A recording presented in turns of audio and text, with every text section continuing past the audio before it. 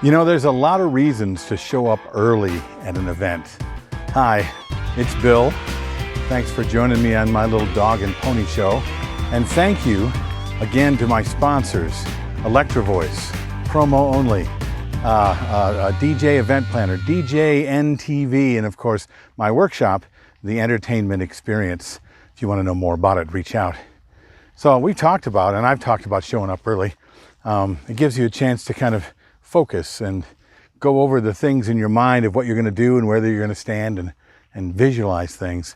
But one of the most basic reasons why you show up early, or at least I show up early, is as an actor, the first thing you want to do is each day before a performance is you want to walk the space of the stage that you're going to be on.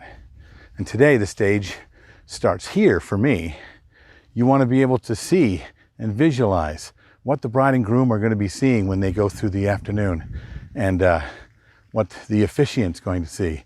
You want to see from the viewpoint of everyone in the room how they're going to be envisioning these things that are happening.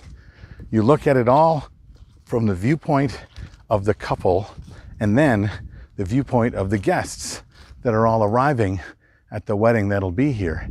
You're going to have to place yourself in that space, and you're going to have to walk through it like you own it, like you know it better than anything.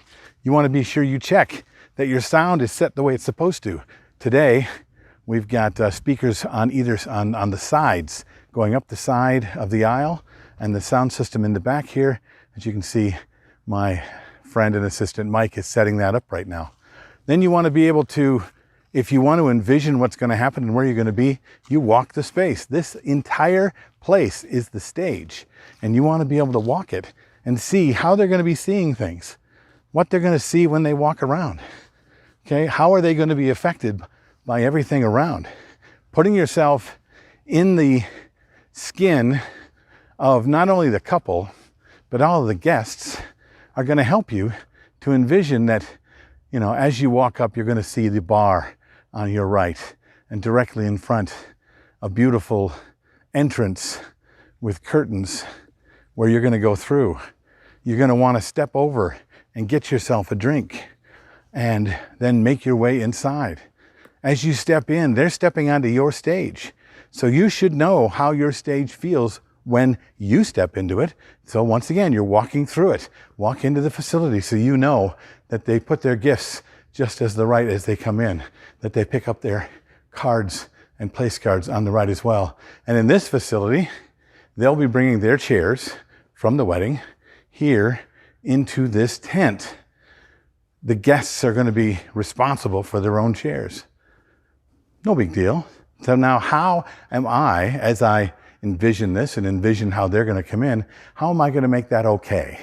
How am I going to make that something that is playful and fun, and they don't feel like they're being taken advantage of just because we ask them to grab the chairs, bring them in, and fill in the seats for the dining? That's part of my job.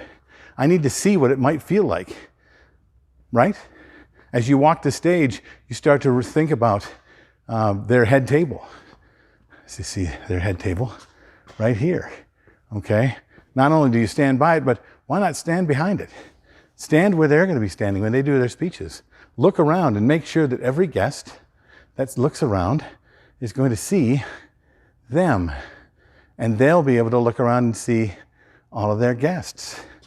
Even though you might be stationed at the gear center over there, as you can see, where they're going to have their first dance. If, in fact, they do their first dance before they actually clear a dance floor.